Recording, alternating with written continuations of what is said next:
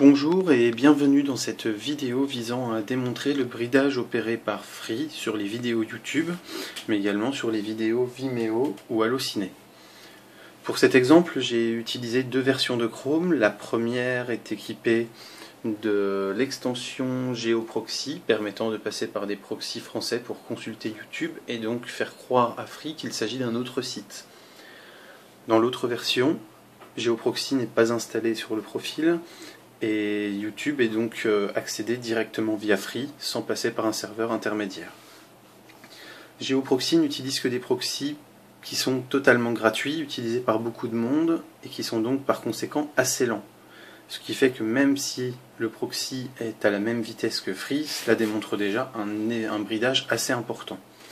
À titre de comparaison, des personnes que je connais qui sont chez SFR ou chez Bouygues chargent ces mêmes vidéos plus rapidement qu'elles ne sont vues. Les deux vidéos vont être affichées en 1080p afin de nécessiter le même débit.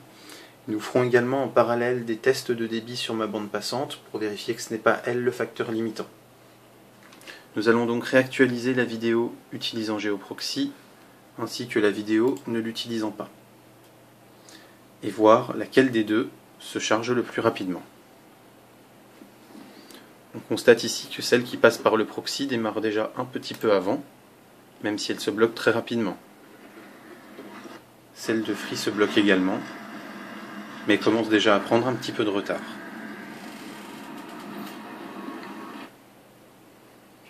Comme vous pouvez le voir ici, nous sommes déjà à 11 secondes de visionnage possible, quand la vidéo de Free ne redémarre que de sa 4e seconde.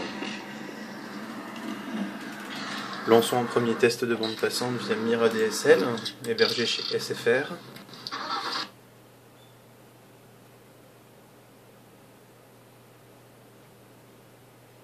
Permettant de constater un débit résultant encore largement suffisant pour pouvoir regarder d'autres vidéos.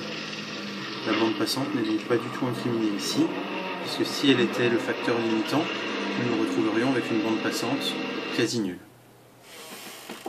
Revenons-en donc à nos vidéos. Celle chargée sans proxy n'en est qu'à 15 secondes, alors que celle chargée via un proxy gratuit et donc lent, je le rappelle, atteint les 40 secondes.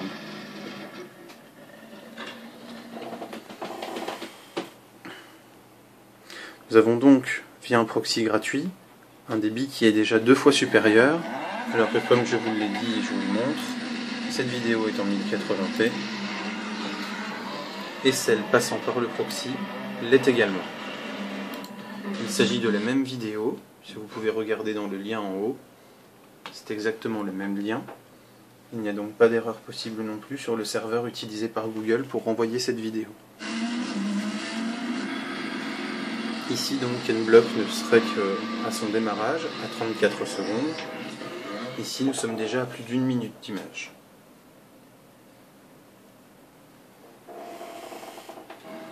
Nous allons effectuer un autre test depuis un autre site pour vérifier la bande passante résultante.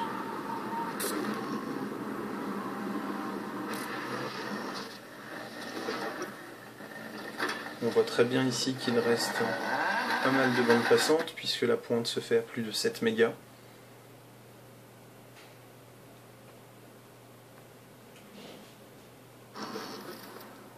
En sachant qu'une vidéo YouTube en haute définition 1080p consomme à peu près 6 à 7 mégas de bande passante.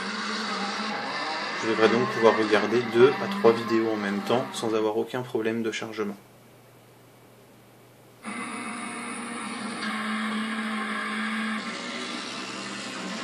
Donc revenons à notre vidéo Free, qui n'est chargée qu'à 54 secondes, et à celle par le proxy, qui est déjà chargée à presque 1 minute 40. Nous revoici un petit peu plus tard, pour continuer de constater des écarts. Le but étant aussi de ne pas pouvoir être incriminé pour l'utilisation de la vidéo en cours, puisqu'elle aura été tronquée à plusieurs reprises lors de ce test. Nous sommes donc sur la vidéo Free à 1 minute 29 de chargement, alors que la vidéo utilisée à travers un proxy gratuit en est déjà à 2,35. Nous sommes donc encore à presque 60-70% de débit supplémentaire, alors que ce proxy est censé être extrêmement lent, car saturé. Je vous donne rendez-vous encore dans quelques secondes ou quelques minutes pour constater l'évolution. Nous revoilà encore un peu plus tard. Vous avez donc ici la vidéo de Free, qui n'en est qu'à 2 minutes 10, quand la vidéo passant par le proxy est à 4 minutes 10. On constate également donc que les arrêts pour chargement sont beaucoup moins fréquents et beaucoup moins longs sur la vidéo proxy, où on peut regarder quand même d'une traite quelques secondes d'affilée, au moins une douzaine de secondes, là où la vidéo Free met plus de temps à se charger.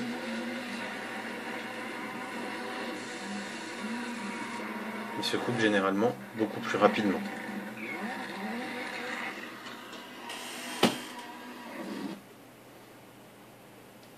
Je vous rappelle que ce test donc est effectué au travers d'un proxy totalement gratuit et donc assez lent, et que les deux vidéos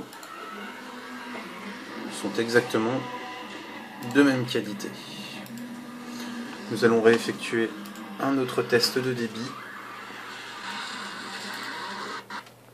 afin de constater que, encore et toujours, il ne s'agit pas de ma connexion qui pose problème. Nous avons donc ici presque 8 à 9 milliards de disponibles sur la bande passante, permettant théoriquement de charger très largement une vidéo en 1080p sur YouTube.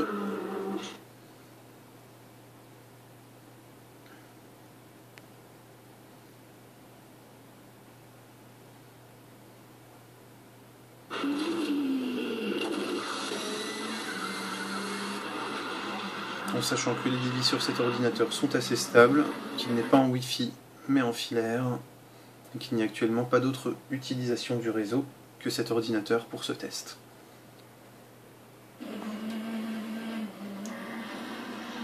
Nous sommes donc ici de nouveau sur la vidéo Free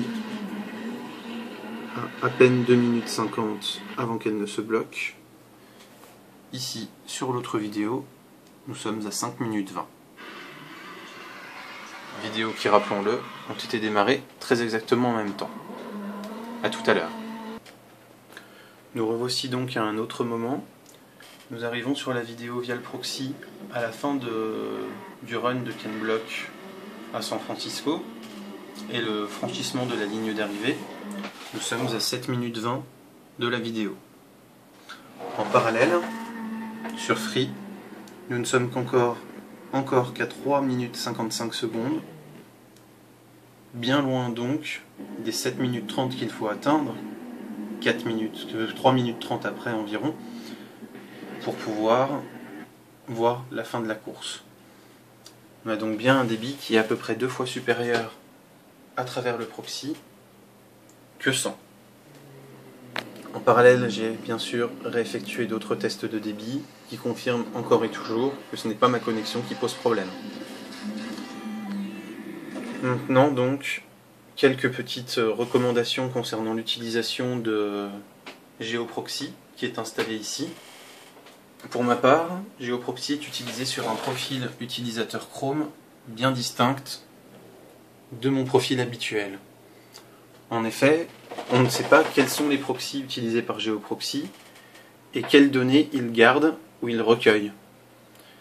Si vous vous connectez avec des sessions sécurisées à travers GeoProxy, vous prenez le risque que vos mots de passe soient affichés en clair, décodables par le serveur, et vous prenez donc le risque d'un piratage de vos données personnelles. Pour pallier également à cela, vous voyez ici le petit marqueur bleu juste là, qui représente l'extension HTTPS Everywhere, qui permet de coder toutes les pages compatibles en HTTPS afin de sécuriser le transfert des données pour éviter autant que faire se peut que quelqu'un de mal intentionné puisse intercepter vos données et les décoder. Ce HTTPS Everywhere a bien évidemment été activé également ici sur le profil de Chrome utilisant GeoProxy. De même, vous verrez que sur la version de Chrome utilisant GeoProxy, l'ensemble des cookies est interdit, alors que sur ma version habituelle, certains sites sont bien sûr en liste blanche pour pouvoir fonctionner le plus correctement possible. Si vous respectez bien ces quelques recommandations, un profil utilisateur séparé permettant à GeoProxy de ne connecter vos données que lorsque vous regardez des vidéos YouTube ou Vimeo, sans donc vous connecter à votre compte uniquement pour les regarder. Vous ne devriez pas avoir de soucis de sécurité. Après, si vous souhaitez partager les vidéos que vous avez appréciées, rien ne vous empêche de copier le lien de la barre d'adresse, de le recoller dans votre profil habituel et d'utiliser ensuite les options de partage usuelles déployées par la plateforme que vous utiliserez.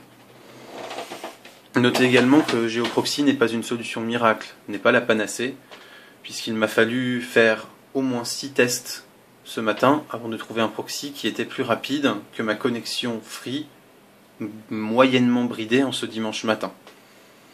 Néanmoins, il représente une alternative intéressante puisqu'il vous permettra de passer outre le bridage de Free, et cela sera d'autant plus révélateur et l'écart de chargement d'autant plus important lors des grosses périodes de pointe en soirée par exemple. Sachez également donc que GeoProxy vous propose une liste de proxys, qu'il est très difficile de savoir lesquels fonctionnent bien et nécessitent donc plusieurs tests. Sachez également que dans ces proxys, les vitesses de téléchargement sont extrêmement disparates. J'ai eu des proxys qui étaient beaucoup plus lents que Free malgré le bridage, d'autres, comme lors de ce test, qui vous permettent de bien constater qu'il est possible d'obtenir un bien meilleur débit sur YouTube. Nous arrivons donc, au fur et à mesure que je parlais, à la fin de la vidéo lue par le proxy, puisque nous sommes à 9 minutes 30 sur 9 minutes 50, alors que la vidéo Free n'a même pas encore atteint les 5 minutes. Il lui manque donc encore 4 minutes de chargement pour pouvoir prétendre être au niveau, même presque 5 minutes, puisque nous sommes à 5 ici, et pas loin des 10 minutes ici. J'espère que cette astuce vous sera utile pour profiter à nouveau de vos vidéos Free. Il m'aura quand même fallu pas loin de 35 minutes pour lire une vidéo de moins de 10 minutes via le proxy, mais pour lire la même vidéo à travers le bridage de Free, il m'aurait fallu plus d'1 heure, alors que nous sommes donc dimanche matin, et généralement environ 2 à 3 heures pour la charger complètement lors des périodes de pointe en soirée.